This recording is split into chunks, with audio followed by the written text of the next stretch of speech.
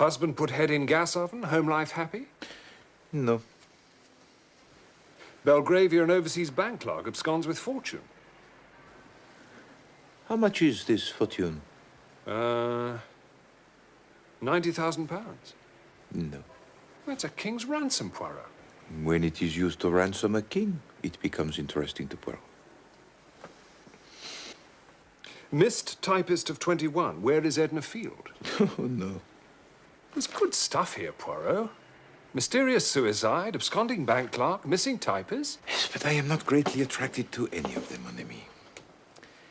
I have many affairs of importance of my own to attend to. Such as? My wardrobe, Hastings. If I mistake not, there is on my new grey suit the spot of grease. You have noticed it, perhaps, eh? No. No? Well, it's only the one spot, you understand, but it is sufficient to trouble me. Then there's my winter overcoat. I must lay him aside in the powder of Keating's. Eh? And I think... Yes, I think the moment is ripe for the trimming of the moustache. Also the pomading. There's a lady to see you, Mr. Poirot. A lady? A client. Her name's Mrs. Todd. Unless the affair is one of national importance, I touch it not. I couldn't say, sir. Shall I ask her? No, Miss Lemon. Show Mrs. Todd in. We shall judge for ourselves, eh, Hastings? Oh, yes, yes. Mrs. Todd. Doesn't sound as if she's nationally important. Mind you, I knew a Mrs. Jones once who was master of hounds with the Mid-Rutland. Yes?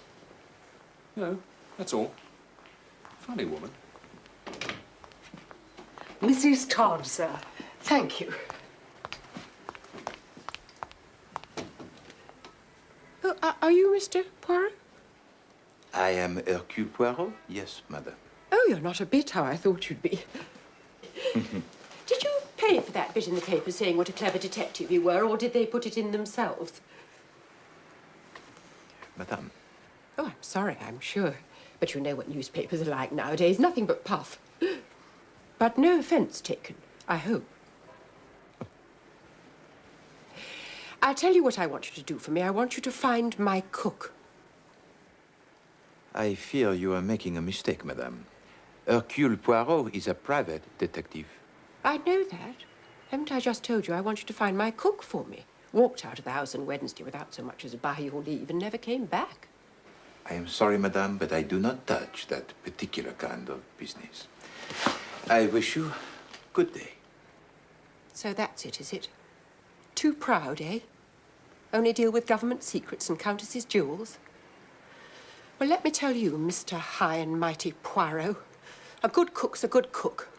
And when you lose one, it's as much to you as pearls out of some fine lady.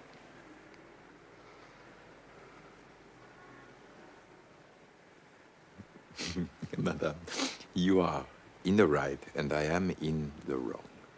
Your remarks are just and intelligent. This case will be a novelty, Hastings. Never before have we hunted a missing domestique. Truly, here is the problem of national importance. En avant. Where do you reside, Mrs. Todd? 88 Prince Albert Road, Clapham.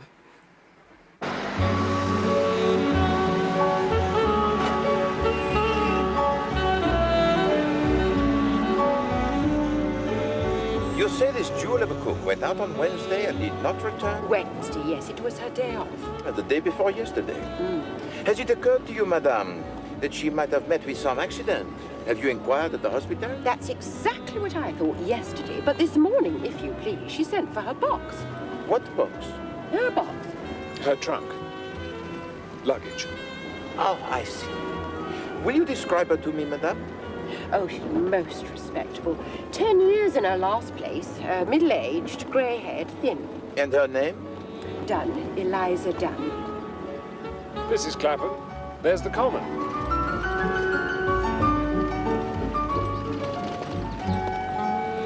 Charming. You had no disagreement with her on Wednesday, madame? No, that's what makes it all so queer. How many servants do you keep? 2. Miss Dunn and the house parlourmaid, Annie. There we are. There's 88. All right, driver.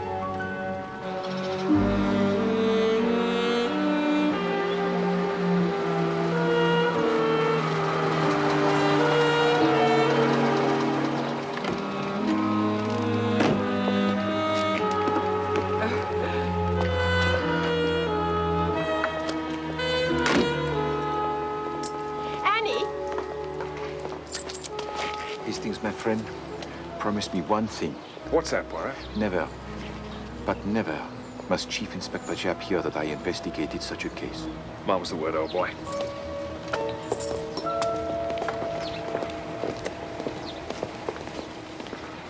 Now, Annie, this gentleman's a detective. He wants to ask you a few questions. Here we are, sir. Voyons, Mademoiselle Annie. Sit yourself. Thank you, sir. All that you shall tell us will be of the greatest importance, Annie. You alone can shed any light on the case. Without you, I can do nothing. Oh, sir, I'm sure I'll tell you anything I can, sir. That is good. Now, first of all, what is your own idea? You are a girl of remarkable intelligence that can be seen at once. But this is a queer thing, eh? What is your own explanation of Eliza's disappearance? White slavers, sir. I've said so all along, sir. Only no one will listen. Cook was always warning me against them. Don't you go sniffing no scent nor eating no sweets, no matter how gentlemanly the fellow. This is something we had not thought of, Hastings. No. Right. Good heavens. But would she have sent for her trunk? Beg pardon, sir? Miss Dunn sent for her trunk, I believe. Now, if she had truly been taken by these white slavers, would she have sent for her luggage? Well, I don't know, sir. She'd want her things, wouldn't she? Even in foreign parts, she'd want her things. Who came for her trunk, Annie? The carriers, sir. The men from Carter Patterson. And did you pack it for her? No, sir. It was already packed and corded. That is interesting. That shows that when she left the house on Wednesday, already she determined not to return. You see that, do you not? Oh, I'd never thought of that. No. Tell me now, Annie. What was the very last thing Eliza said to you before she went out? She said, if there's any stewed peaches left over from the dining room, we'll have them for supper. And a bit of bacon and fried potatoes. Mad over stewed peaches, she was. I shouldn't wonder if that wasn't the way they got her. Got her? The white slavers. Ah, the stewed peaches. Quite. Thank you very much, Annie. You have been most helpful.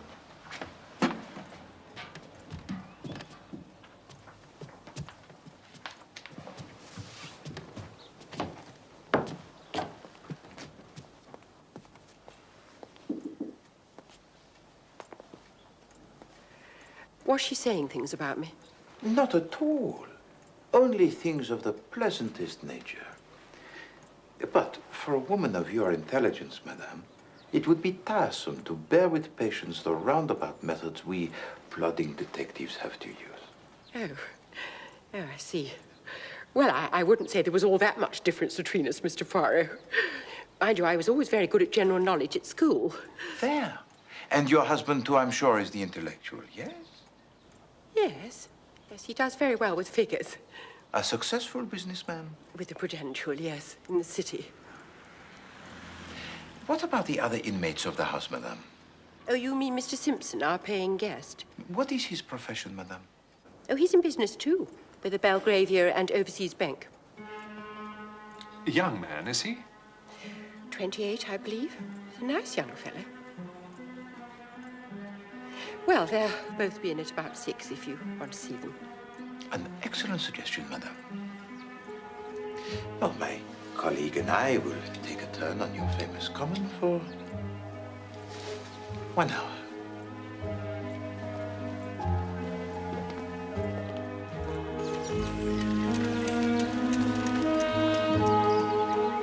It's a curious coincidence that the paying guest Simpson works in the same bank as the absconding clerk. They must have known each other. Perhaps. Or possibly Davis visited Simpson, fell in love with the cook, and he persuaded her to accompany him on his flight. Come, Hastings. Let us go back to the Prudential, Monsieur Todd.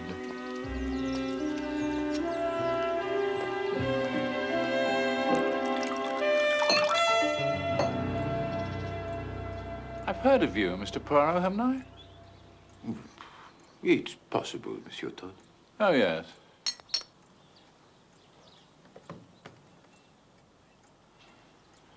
I follow crime, you know. Indeed. Well, perhaps you have some theories about the disappearance of your cook. Theories? No. It's hardly a crime, is it? Good cook, though. And economical. I'm very hot on economy. Admirable. Now, we would like to have a few words with your Mr. Simpson, if that's possible. Another one after that. Thank you. Just off the next landing.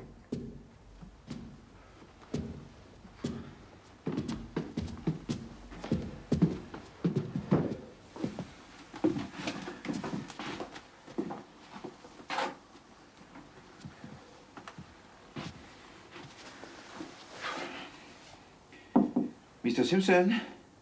Hold on.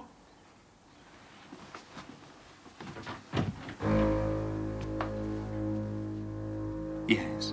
Mr. Simpson, my name is Poirot. Hercule Poirot. Oh, yes. May we have a moment of your so valuable time? Certainly. Come in. Thank you.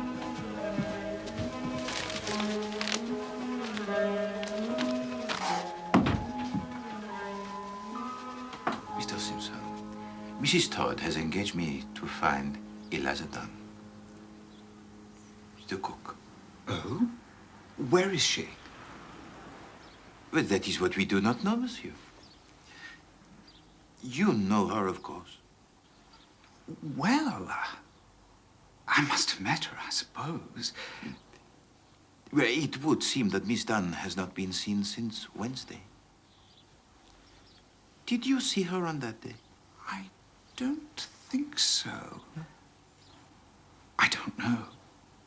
You were at work as usual on Wednesday? Yes? Well, thank you, Mr. Simpson. It was most kind of you to spare us the time.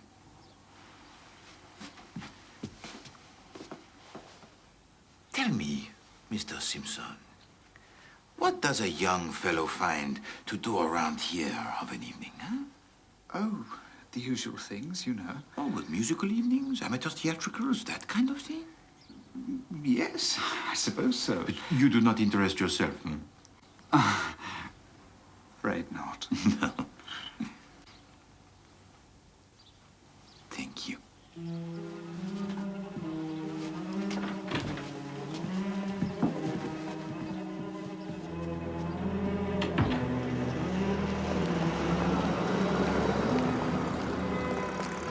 I think that husband's got something to do with it.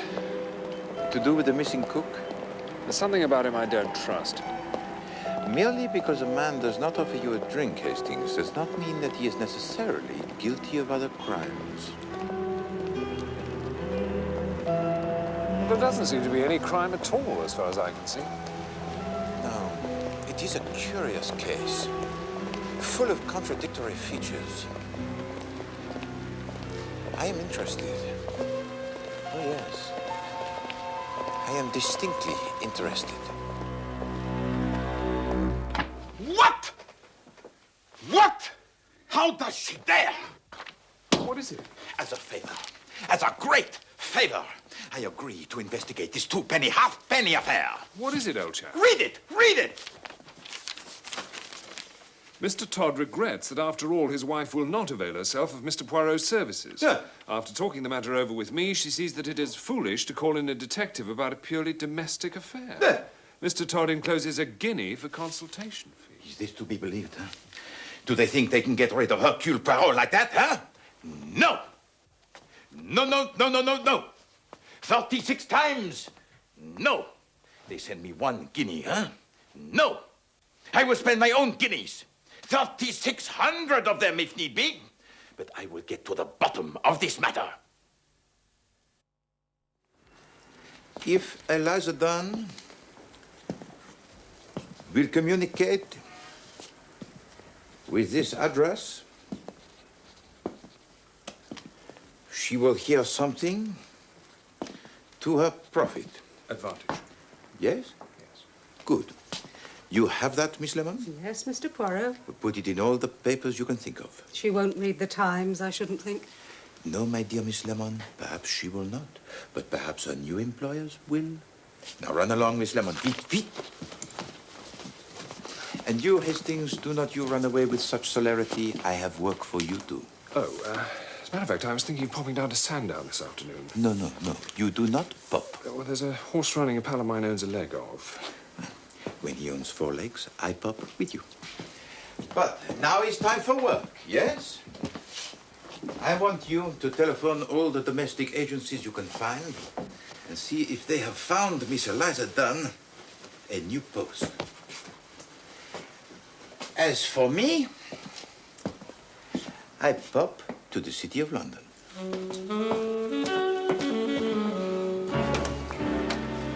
And Mr. Simpson was at work as usual on Wednesday?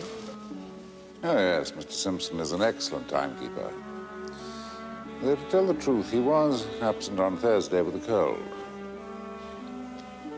You have been most helpful, Mr. Cameron. Thank you. Glad to be of assistance.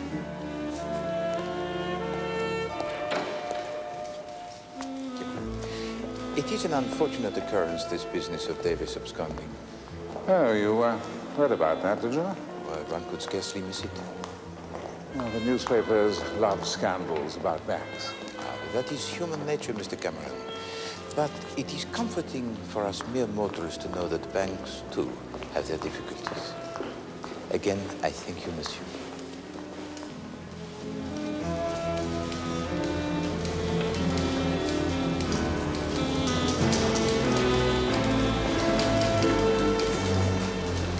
Chief Inspector Jack, I wonder if I might ask you a few questions. You and Davis are friends, I believe, Mr. Simpson. That's right. I can't believe this of him. There must be some mistake. If I told you, sir, the number of times I've heard that said. If you had to hazard a conjecture, Mr. Simpson, as to where Davis might go if he wanted to hide, where would you say? I don't know. He was fond of Broadstairs. Yes, I was thinking of somewhere a little more exotic than that, sir. Foreign parts, even. Oh, I don't think he's ever been abroad. You were at work as usual on Wednesday, were you, Mr. Simpson? It's Thursday you want to know about, surely. And I was away on Thursday. No, Mr. Simpson. Although the bonds were found to be missing on Thursday, we believe that they must have been removed from the bank on Wednesday. I was here all day Wednesday. What's up? That man.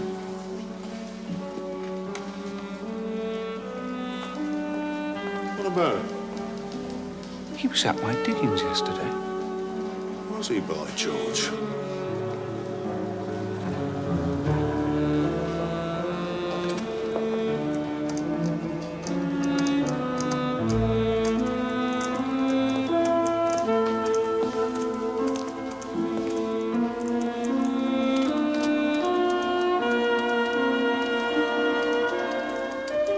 Ah, my dear Chief Inspector Jacques. After the reward, eh, Poirot? Oh, no. No, I am engaged on quite a different case. And what would this different case be, then?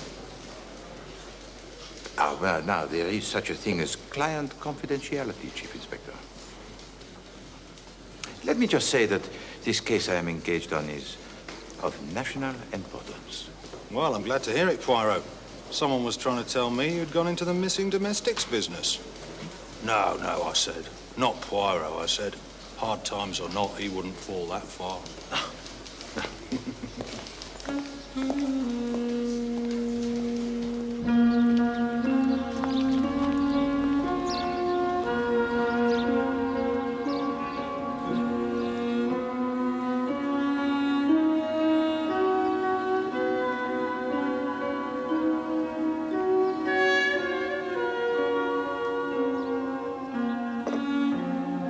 No word from Eliza Dunn, Miss Lemon. No, Mr. Poirot.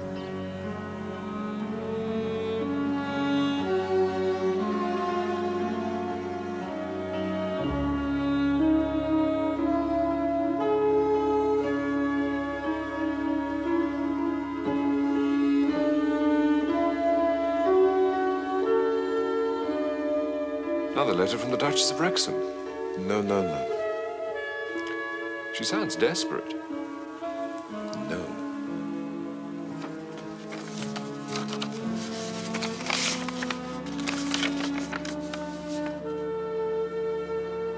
Good heavens.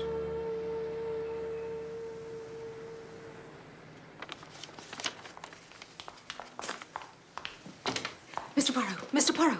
Yes, Miss Lemon, yes. There's a letter, sir. A letter from Eliza Dunn. There! Did I not tell you, Hastings? And you try to waste Poirot's time with the duchesses. Well, I only thought... You must learn, my friend, the patience. Read it to us, Miss Lemon. Dear sir or madam, ref your ad in the paper. I already got my legacy, if there's some mistake. Yours truly, Eliza Dunn, miss. P.S. Thanks all the same for your trouble. What does she mean, legacy? We must talk to this woman at Fell Cottage, Amdale, Keswick. Keswick? That's Keswick, Mr. Poirot, in the Lake District. Ah, are there trains to this place? Oh, yes. Bon. Come, Hastings. We have a train to catch. But...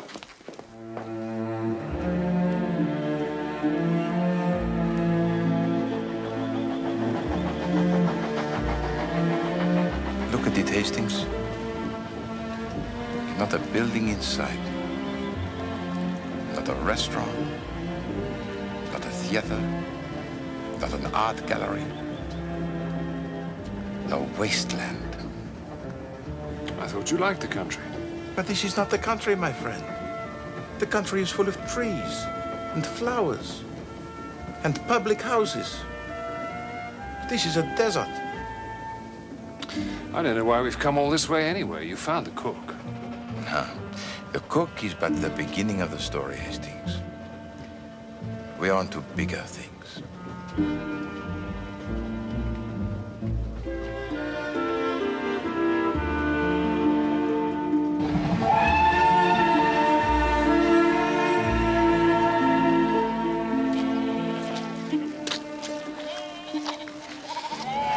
Look at that, Poirot. Look at that view. Yes, well, views are very nice, Hastings. But they should be painted for us so that we may study them in the warmth and comfort of our own homes. That is why we pay the artist for exposing himself to these conditions on our behalf. What do you mean, conditions? It's a wonderful day. Just fill your lungs with that air. No, my poor friend. This sort of air is intended for birds and little furry things. The lungs of Hercule Poirot demand something more substantial. The good air of the town. Fell Cottage, I perceive.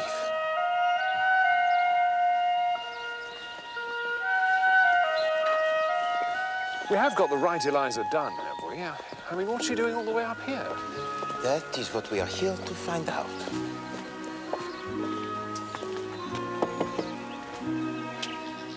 Wonderful position. If you are rock is wonderful. Yes? Miss Eliza Dunn, Yes. Formerly an employee of Mrs. Ernestine Todd at 88 Prince Albert Road, Clapham. That's right. I am Hercule Poirot, Miss Dunn.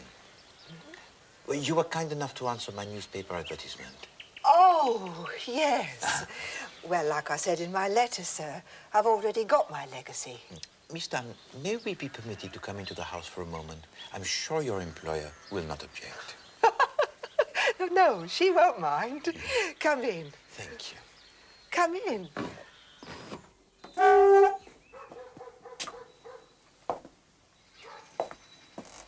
The reason I laughed, sir, I'm sorry, is I don't have no employer, see? This is my house. Oh, Miss Dunn, forgive me. That's all right, sir. You wasn't to know. This is part of my legacy, see? Oh, sit down, do. Thank you.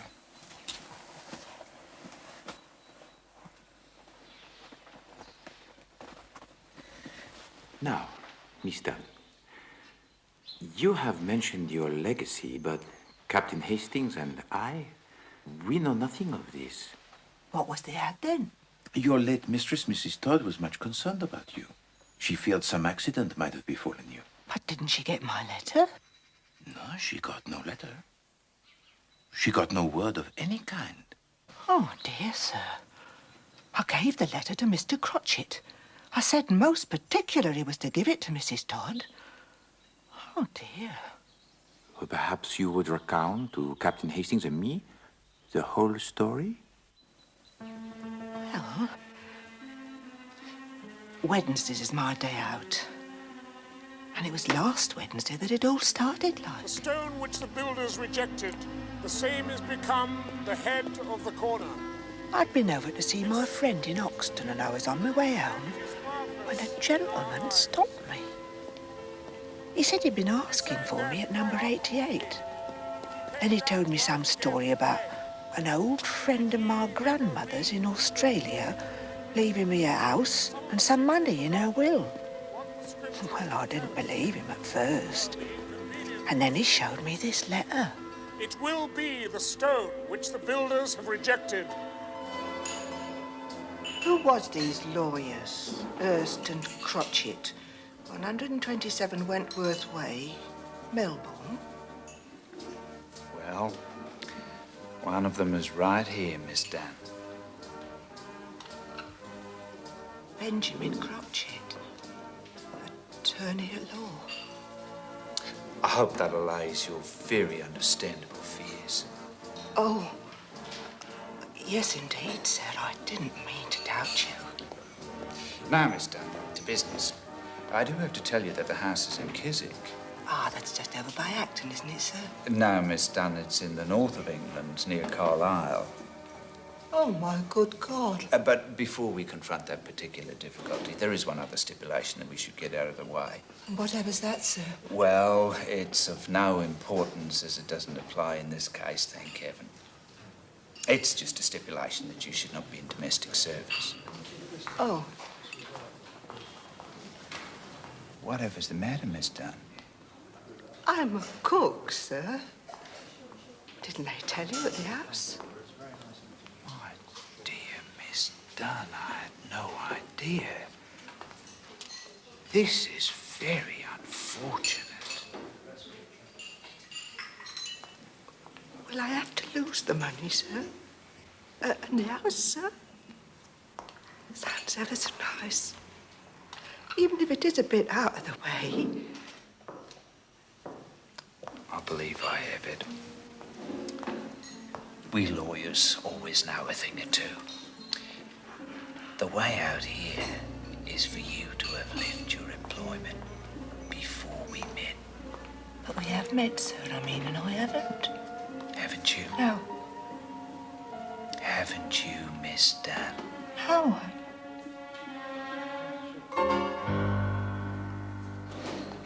Oh, I see. Yes. You left your employment this morning, did you not, before we met? Yes. I remember now. I did, as a matter of fact. There. Now, it is imperative imperative that you take possession of the house by noon tomorrow. In order to do that, you must catch the night train from King's Cross. Oh. Go along, Miss Dunn. I can adventure £10 or so for the fare, and you can write a note to your employer at the station, which I shall personally deliver for you. And explain everything. And was everything as Mr. Cratchit had said? Oh, yes, and more, sir. Now, what about your luggage? All the things you had left at 88 Prince Albert Road. Oh, well, Mr. Cratchit sent them on, like he said he would, but they was all done up in brown paper, like. I don't know. I suppose Mrs. Todd was angry with me and grudged me my bit of luck and wouldn't let him have my box. But Annie said the trunk was... Later, my friend. Later. But there, you said she never got my letter. Hmm? Well, I can't say as I blame her. I see. Well, thank you, mademoiselle. Oh. There had been, as you say, a little muddle about your trunk, which I will straighten out with Mrs. Todd, if you will permit. Oh, thank you very much, sir. Come, Hastings. We must return to London with all possible speed.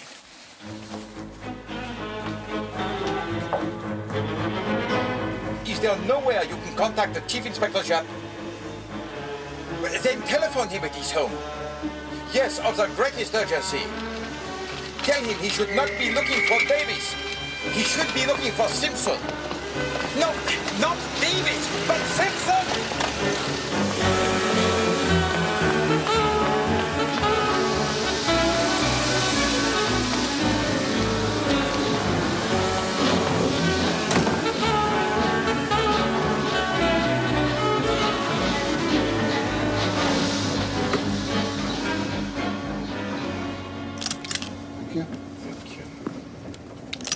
Thank you very much. Why should Japp want Simpson all of a sudden? What's Simpson supposed to have done? Hastings, my friend, the little grey cells are not working today, huh? They take a little vacances, huh? It's to do with this Eliza, isn't it? No. We have moved beyond the petty sphere of cooks from Clapham, Hastings. Then it's something to do with this Australian fellow. There is no Australian fellow. Yes, there is. She told us about him. Do you remember when we interviewed Simpson? Interviewed Simpson? No. In his little room at the house in Clapham. Oh, right, the lodger, yes. Do you remember I asked him if he took an interest in amateur theatricals? Yes, I do, as a matter of fact. Why do you think I asked him that? Why? Well, making conversation, I suppose. I asked him that because he had recently been wearing a false beard. He had a tiny trace of gum arabic in his, what do you call it here? Sideburn. Sideburn, yes. Do you see? Oh, right, yes. Bon.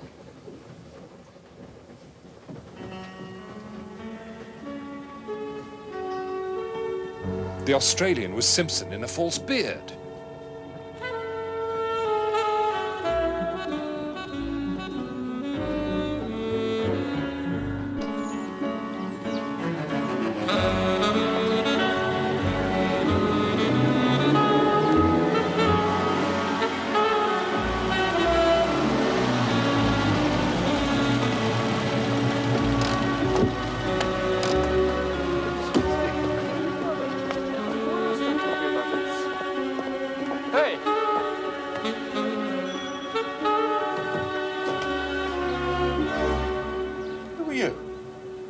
I am Hercule Poirot.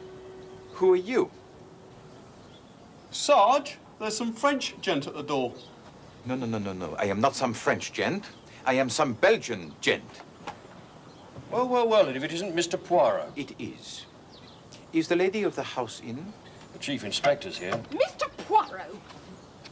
Ah, Mrs. Todd, good I don't know how you have the impertinence to show your face here again. But, Mrs. Todd... You were paid off, Mr. Poirot. You were paid off handsomely. Well... And then look at this. We've got policemen crawling all over the house. Yet... You're not too popular in Clapham this morning, Poirot. Bit of a wild goose chase, this. As far as we can ascertain, this Mr. Simpson of yours is a perfectly respectable young bank employee who happens to have gone home to his family. We have the Shropshire Constabulary checking that at the moment. I only wanted to ask... No. Well, perhaps you'd be interested to know... No, I wouldn't. Good day, Mr. Poirot. Poirot?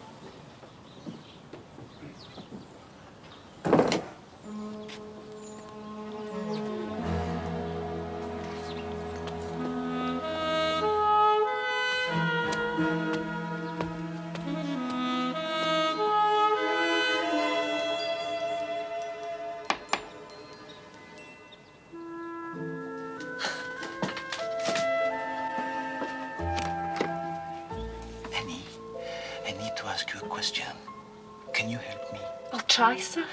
Last Friday, the Cutter Patterson came to collect Eliza's trunk, yes? Her box? Yes, sir. You were here when he came? Oh, yes, sir. I had to show them up to Eliza's room for them to take it up. Boom. It was ever so heavy, sir. It took 3 of them to get it down the stairs. You all right, sir? Of course. Tell me, Annie, you said her box was already packed? Oh, yes, sir. Packed, locked and corded. Quite a thick rope round it and done up ever so tight. Did it have a label on it? Yes, it did, sir. With an address? Just a name. Miss Eliza Dunn, it said. Twickenham Station to be called for. Very well, Annie. Thank you. Au revoir. Au revoir, sir. Excellent.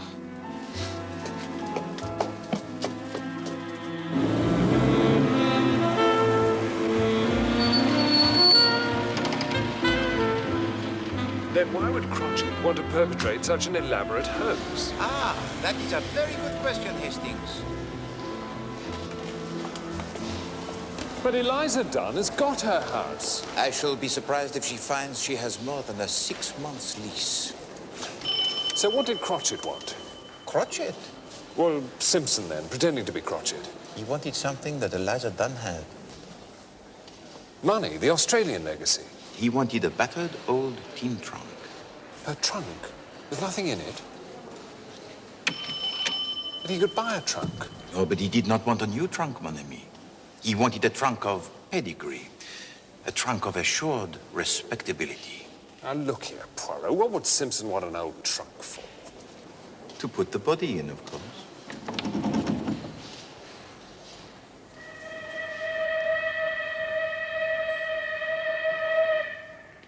Sent it on to Glasgow, Gov, to await collection there.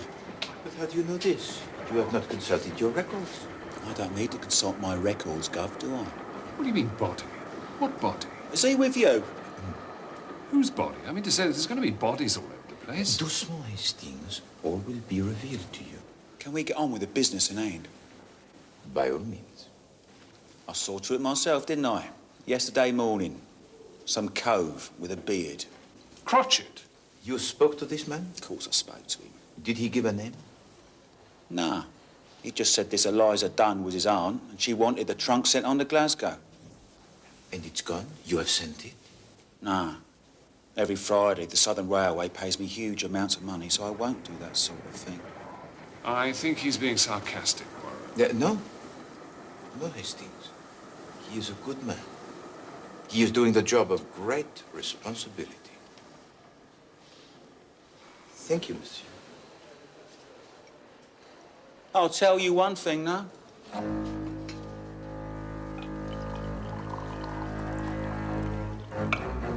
And what is that, monsieur? Are you looking for this bloke or something? Well, of course we're looking for him. I'm talking to the engineer, not the oil rag. Now, look here. No, Hastings. What is this one thing you will tell us, monsieur?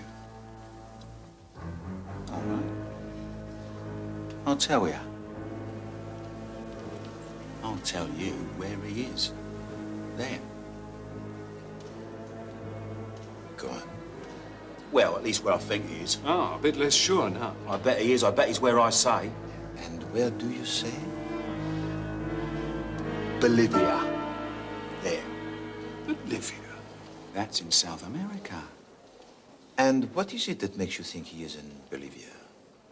Well, going there, at least, on his way, like. He has to pay for this trunk to be sent on to Glasgow, see? I see. He takes out a wad of notes, choke a cart horse it would. There's a few English notes there, which he pays what he owes me with. But I couldn't help but notice most of the other notes were Bolivian. Hastings, this gentleman is a genius. How do you know they were Bolivian? Well, one tiny little thing was, they had Bolivia written all over them, didn't they?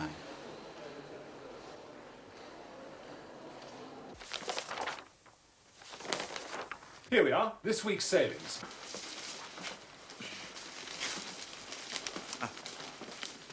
Nothing for Bolivia today. Bolivia is a landlocked country, Hastings. Ah, that explains it then. One sails to Buenos Aires and goes by train from there. What lovely names they all have. Queen of Heaven sailing for Caracas. Thank you, Miss Lemon. Can we stick to Buenos Aires, please? Ah, here we are. The SS Novonia from Southampton at 1 a.m. Well, let's go then. Are we looking for Simpson or the trunk? Simpson, of course. The trunk is in Glasgow. But first, Scotland Yard.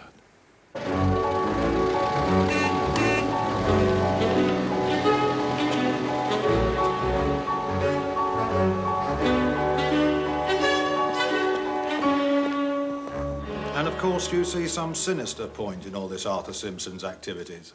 Oh, yes, of course, Chief Inspector. 6 months' rent on a house, £150 to Miss Dunn. It is not much to assure the success of his plan. And this famous plan is? I mean, we've heard a lot about it, Mr. Poirot, and I'm sure it's been very entertaining, but... We are wasting time, Chief Inspector. Go on, then.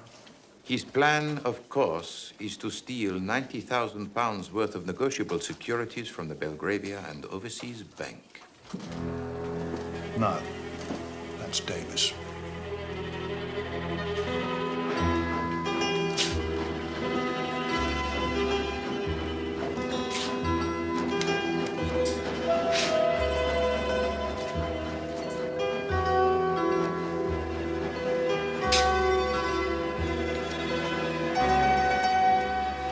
Here it is, Sergeant.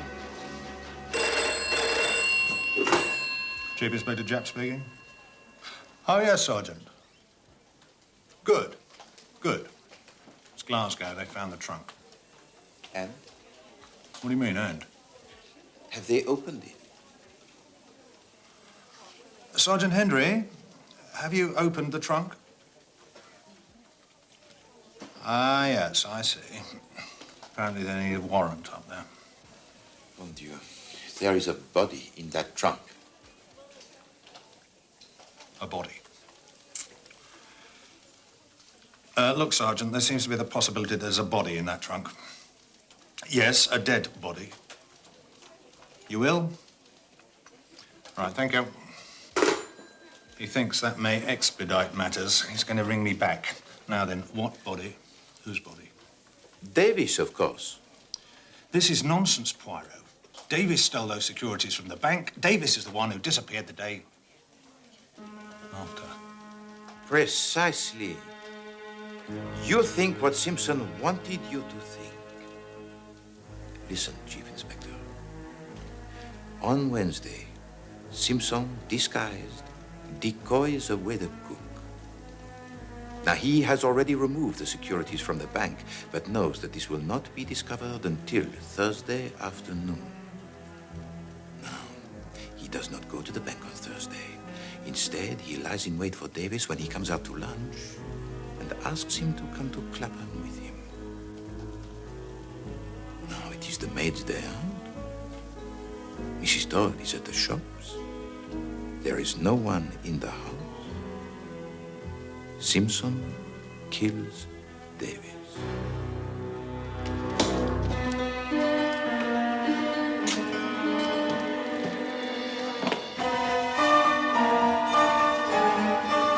The one difficulty for a murderer is the disposal of the body. And that is why Simpson wanted the trunk of Miss Eliza Dunn.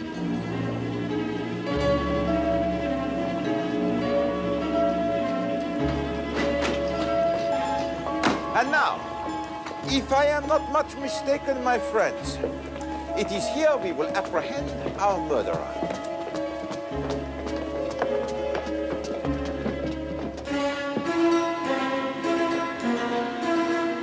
Have I got something wrong, Chief Inspector? No, no, Poirot. Can't be right every time.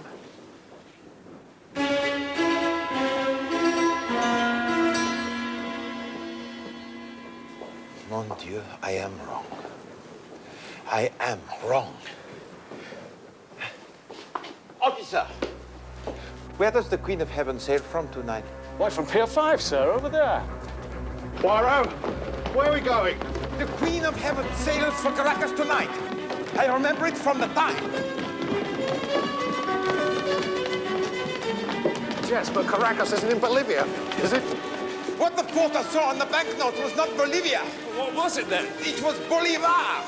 And the Bolivar is the unit of currency in Venezuela. Our friend is on his way to Venezuela.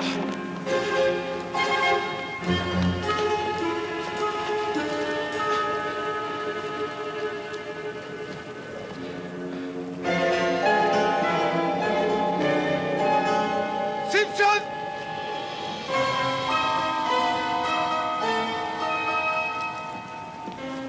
Stop that man!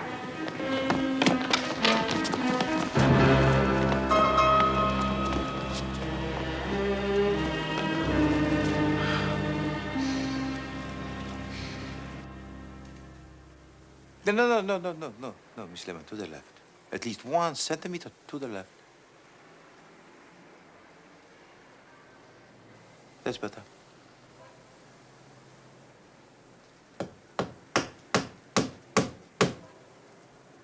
Voila. Is there nothing to which Hercule Poirot cannot turn his finger? Hand.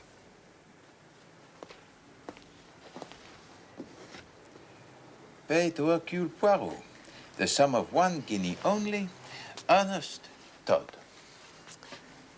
It is to me, Hastings, a little reminder never to despise the trivial, but the undignified. A disappearing domestic at one end, a cold-blooded murder at the other.